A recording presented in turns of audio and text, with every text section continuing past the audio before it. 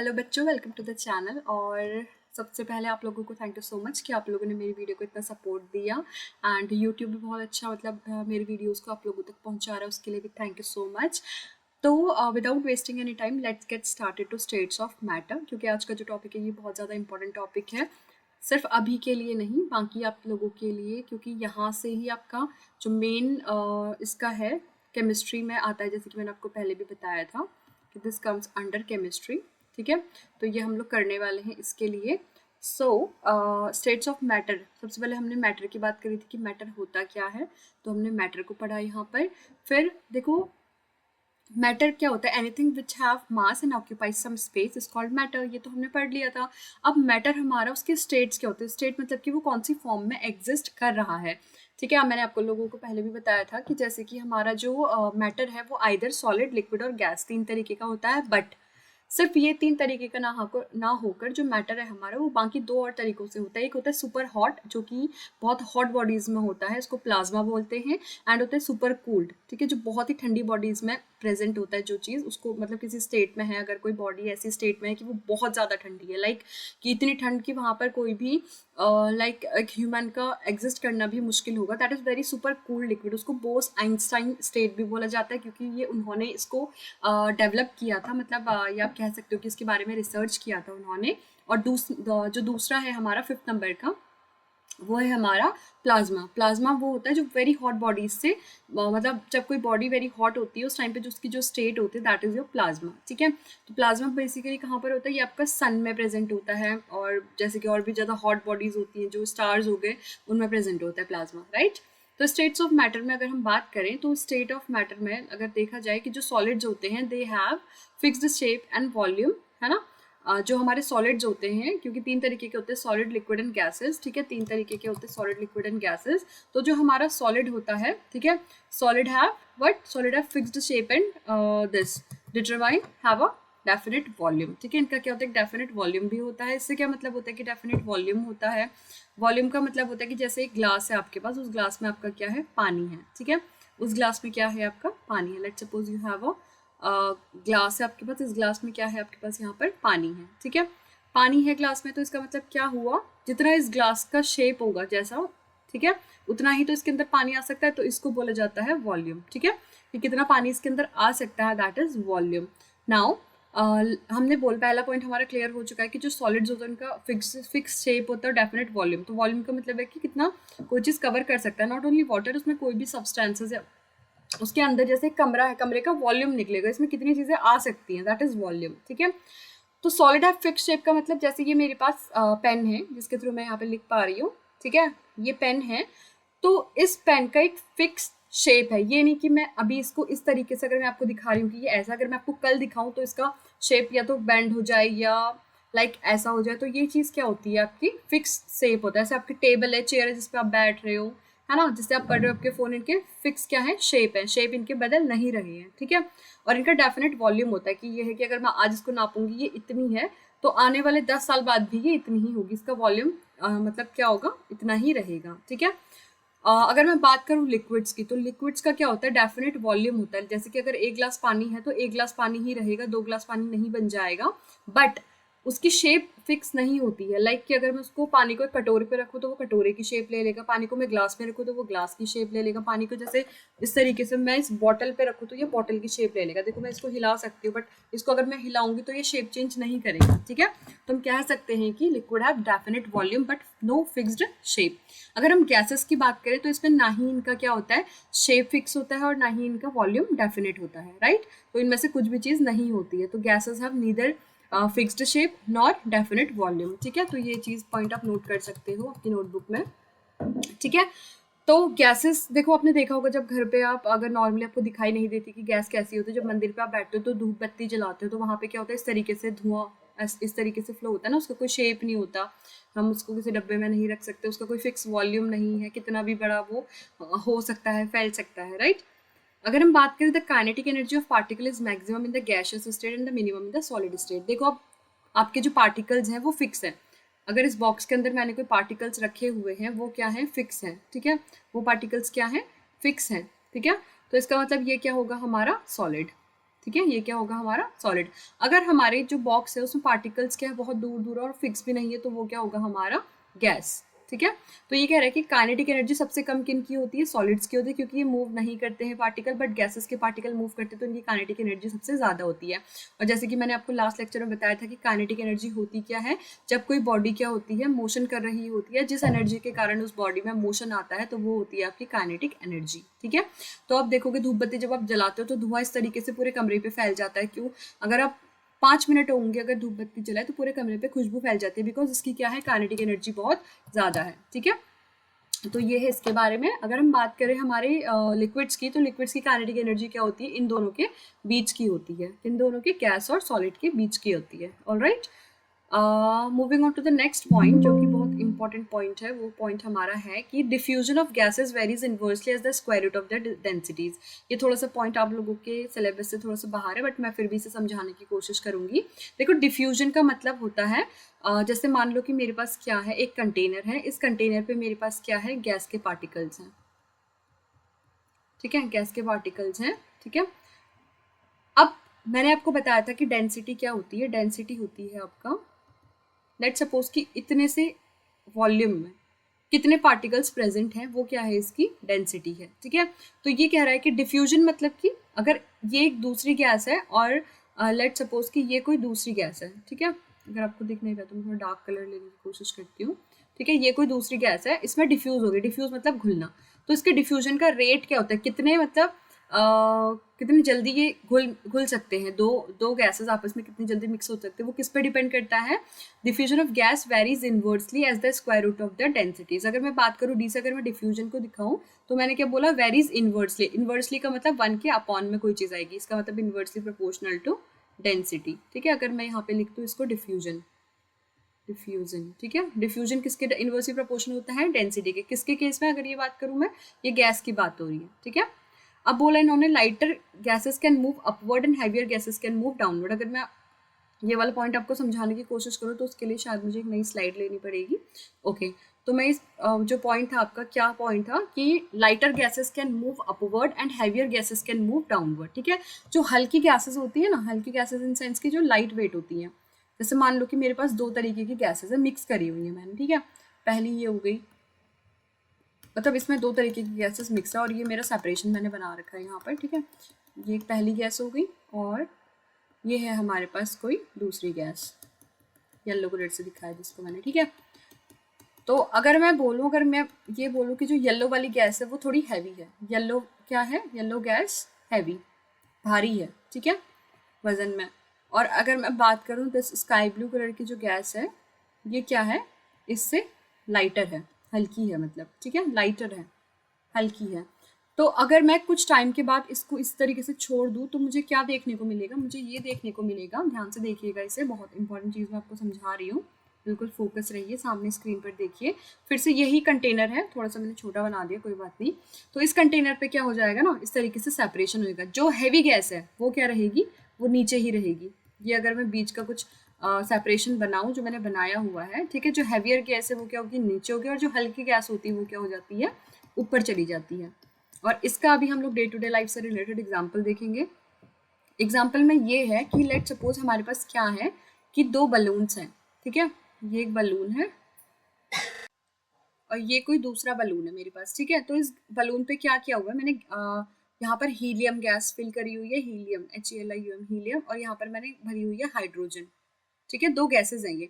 अब मैं आपको बता दूं, क्योंकि आप लोगों को नहीं पता होगा, जो हीलियम गैस होती है वो लाइटर होती है और जो हाइड्रोजन गैस होती है वो हैवियर होती है। ठीक है, ये 2 तरीके की क्या है, यहाँ पर हवा गैसेस हैं जिनसे मैंने इस बलून को फिल किया हुआ है। अगर मैं ये वाला बलून हवा में रिलीज करूं और ये वाला बलून हवा में रिलीज करूं तो क्या होगा, आपने देखा होगा कि जो बलून्स के जो बहुत बड़े बड़े बलून्स के वो होते हैं, गुच्छे होते हैं, अगर वो छोड़े तो हवा में उड़ने लगते हैं। तो वो रीजन इसलिए क्योंकि उनके अंदर हीलियम गैस भरी जाती है। तो क्योंकि हीलियम लाइटर है, मैंने बोला जो लाइटर गैस होती है वो क्या होती है, ऊपर जाती है, और जो हैवी गैस होती है वो क्या होती है, नीचे आती है। तो यही रीजन है कि अगर आप चेक करना चाहो आपकी डेली लाइफ में एग्जाम्पल, तो ये जो हीलियम है ये हवा में उड़ेगा और ये जो है ये हवा में नहीं उड़ेगा, ये नीचे आ जाएगा। ठीक है, बर्थडेज में आप क्या करते हो, अपने इससे कार्बन डाइऑक्साइड जब आप फुलाते हो, इनहेल क्योंकि आप ऑक्सीजन वगैरह इनहेल करते हो, एक्सहेल क्या करते हो, कार्बन डाइऑक्साइड करते हो। तो जब आप फुलाते हो बलून, है ना, तो बलून जब फुलाते हो तो आप देखोगे कि अगर आप हीलियम से भरोगे तो वो ऊपर चला जाएगा आपकी छतों पे, मतलब घर की जो छत होती है वहां पर ऊपर अटक जाएंगे बलून्स, और जो आप मुंह से फुलाओगे गुब्बारे वो आपके क्या होंगे, नीचे आपके फर्श पर रहेंगे। तो ये एक बेस्ट एग्जाम्पल है समझने के लिए कि लाइटर गैसेस क्या होती है।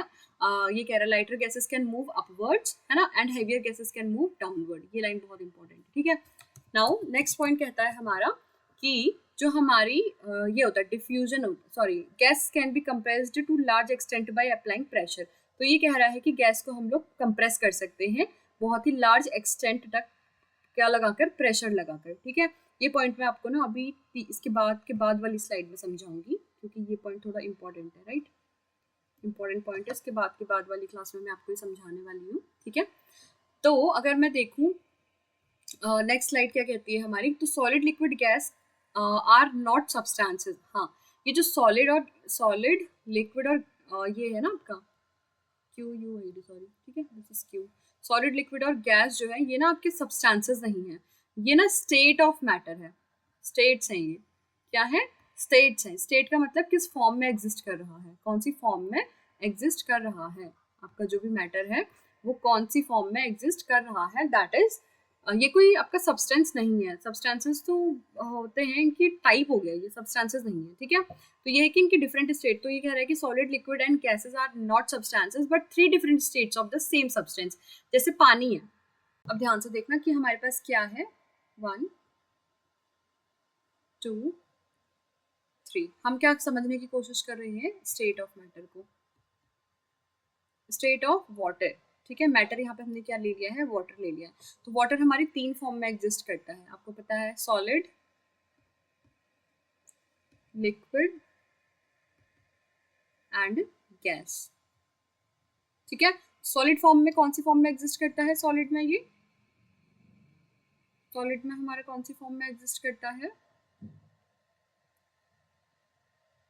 सॉलिड में एग्जिस्ट करता है ये ice, liquid water and gas vapours, धुआं, पानी की स्टीम होती है जो भाप, ठीक है, जिसको हम हिंदी में भाप बोलते हैं। वाटर मतलब पानी, आइस मतलब बर्फ, ठीक है। तो ये 3 फॉर्म में है, ये सेम चीज है, तो सेम चीज है, बर्फ पिघलेगी पानी बनेगी, पानी पानी है, भाप भी अगर ठंडी होगी तो पानी ही बनेगी, ठीक है, बारिश बन जाती है ना। अगर हम इसका थोड़ा सा एटॉमिक व्यू देखें तो इस तरीके से, देखो ये जो हमारे पार्टिकल्स हैं ये कितने क्लोज्डली पैक्ड हैं, ये देखो कितने नजदीक नजदीक की तरह है ना, पार्टिकल्स बिल्कुल एक दूसरे से चिपके हुए हैं। तो इसीलिए ये क्या है, आपका सॉलिड है। फर्स्ट पिक्चर इसीलिए क्या है, सॉलिड है। सेकंड पिक्चर में देखो पार्टिकल्स थोड़ा दूर दूर है, इनके बीच में स्पेसिंग बहुत ज्यादा है, ये है ना, ये जो इनके बीच में स्पेस है ये थोड़ी ज्यादा है, तो इसलिए इसको हमने क्या बोला, इसको हमने बोला लिक्विड। ये कौन सी फॉर्म है, ये लिक्विड फॉर्म में है। और यहाँ पे देखो पार्टिकल्स कितना दूर दूर है, बहुत, है ना, दूर दूर है, तो ये क्या है हमारा, गैशियस फॉर्म है। ये कौन सी फॉर्म है, गैशियस फॉर्म में। ये फॉर्म हमारी लिक्विड फॉर्म है और ये फॉर्म हमारी सॉलिड फॉर्म है।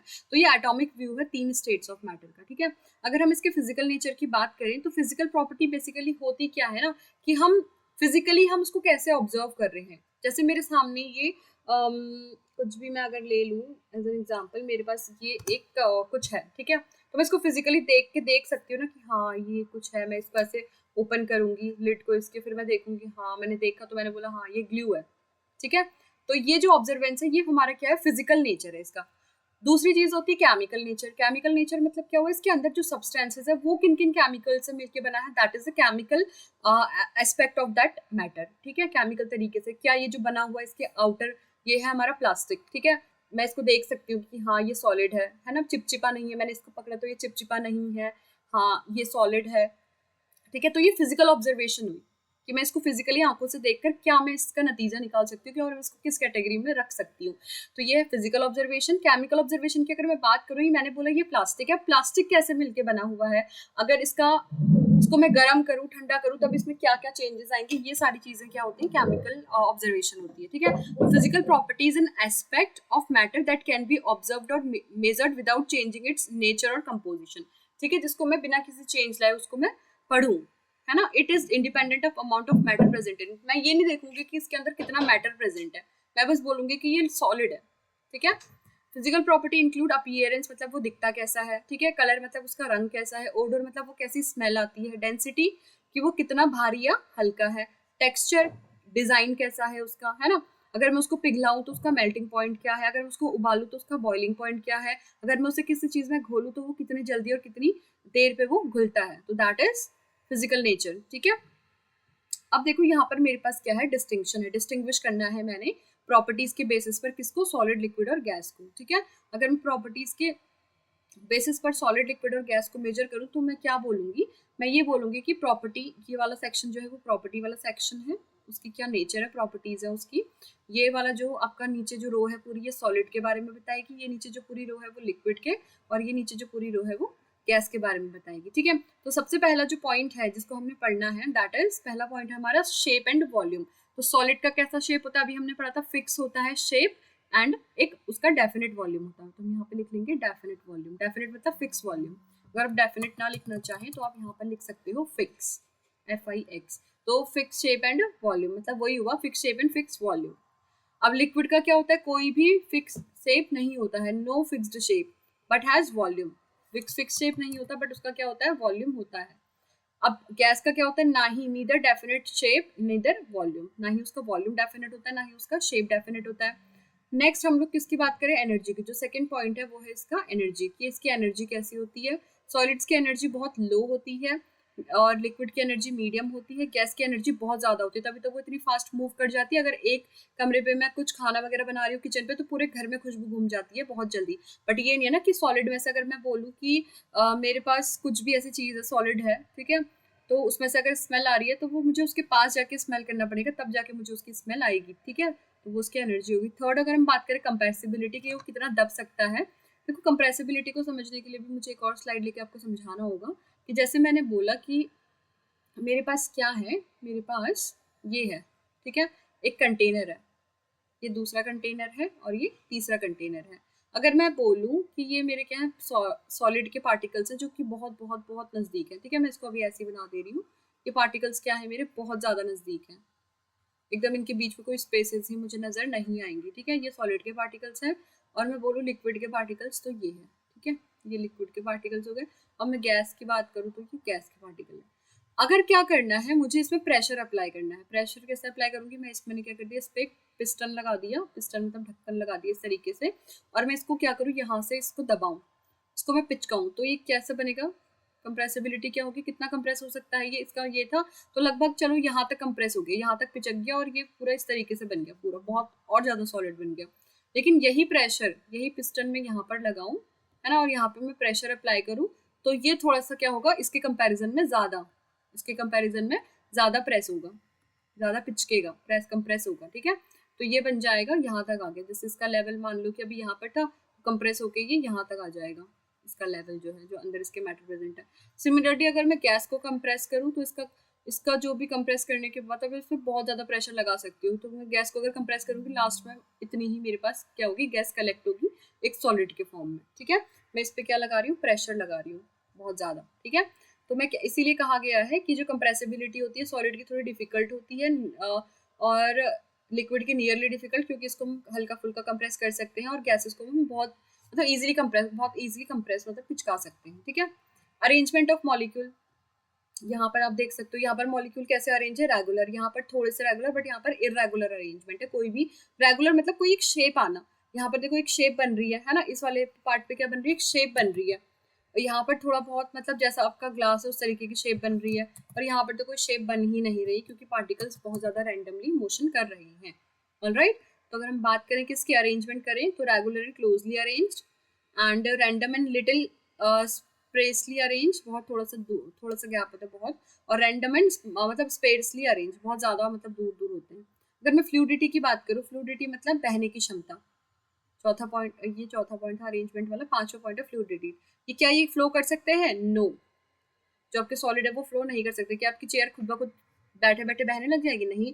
बट लिक्विड क्या होता है, flows from higher to down, अगर ऊंचाई से नीचे की तरफ बहते हैं, नीचे से ऊपर की तरफ, जैसे कटोरे पे पानी है, क्या वो ऊपर उड़ने लगेगा, नहीं।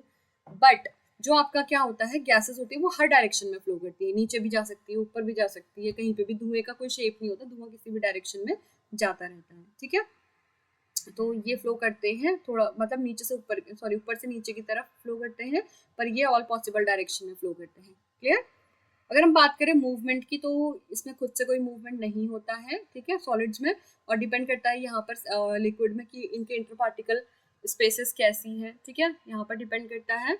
और अगर मैं बात करूँ किसकी, अगर मैं बात करती हूँ फ्री एंड कांस्टेंट रैंडम, ठीक है, तो गैसेस तो किसी भी डायरेक्शन में मूव कर सकते हैं। अगर इंटर पार्टिकल स्पेस की बात करें, बहुत कम जगह एक दूसरे पार्टिकल्स के बीच में होती है, क्योंकि बहुत ज़्यादा क्लोजली पैक्ड होते हैं, एकदम चिपके चिपके होते हैं।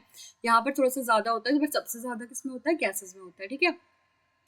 और अगर मैं बात करूँ, मैं थोड़ा सा अपनी वीडियो को थोड़ा इस तरफ शिफ्ट कर देती हूँ, ठीक है, यहाँ पे रख देती हूँ। चलो, अगर मैं बात करूँ किसकी, इंटर पार्टिकल स्पेस हो गया हमारा। इंटर पार्टिकल अट्रैक्शन की बात करें, मतलब कि एक दूसरे को अट्रैक्ट करते हैं या रिपेल करते हैं, एक पास आने की कोशिश करते हैं, दूर जाने की कोशिश करते हैं, तो यहाँ पर सबसे ज़्यादा मैक्सिमम क्या होता है, अट्रैक्शन होता है, तभी तो ये एक दूसरे से एकदम टाइटली पैक्ड रहते हैं। यहाँ पर थोड़ा मीडियम होता है, बट यहाँ पर सबसे कम अट्रैक्शन होता है, इसलिए दूर दूर पार्टिकल्स फैले रहते हैं। अगर रेट ऑफ डिफ्यूजन की बात करूँ, इसके घुलने मिलने की जो क्षमता होती है नेग्लिजिबल होती है, क्योंकि एक दूसरे में घुल नहीं सकते। और पानी तो डिपेंड करता है कि इंटर पार्टिकल का अट्रैक्शन कहता है, मतलब हल्का फुल्का घुल सकता है, लेकिन गैसेस जो होती है इसमें सबसे ज्यादा क्या होता है आपका, इंटर पार्टिकल क्या होता है, अट्रैक्शन होता है आपस में, दो पार्टिकल्स के बीच में क्या होता है, सबसे ज्यादा क्या होता है, सॉरी मैं थोड़ी दूसरे पे जंप हो गई। रेट ऑफ डिफ्यूजन सबसे ज्यादा, गैसेस एक दूसरे से सबसे ज्यादा जल्दी घुलती है, क्योंकि इनकी काइनेटिक एनर्जी बहुत ज्यादा होती है। क्लियर? तो ये था हमारा किसके बारे में, स्टेट्स ऑफ मैटर के बारे में। अब एक इम्पॉर्टेंट चीज इसमें आती है कि क्या state of matter, can matter change it's state. अगर सॉलिड, मैंने बोला कि चलो 3 फॉर्म में एग्जिस्ट करता है पानी आपका, सॉलिड, लिक्विड और गैस। क्या लिक्विड से सॉलिड बन सकता है, क्या सॉलिड से लिक्विड बन सकता है, क्या गैस से सॉलिड बन सकता है, या गैस से लिक्विड बन सकता है, ये क्वेश्चन है हमारा, और ये आपका होमवर्क क्वेश्चन है। यहाँ पर आप कमेंट सेक्शन में मुझे इस चीज को समझाएंगे, और हम इस पे बारे में चर्चा करेंगे आने वाली वीडियो लेक्चर के अंदर। तब तक के लिए बाय, टेक केयर एंड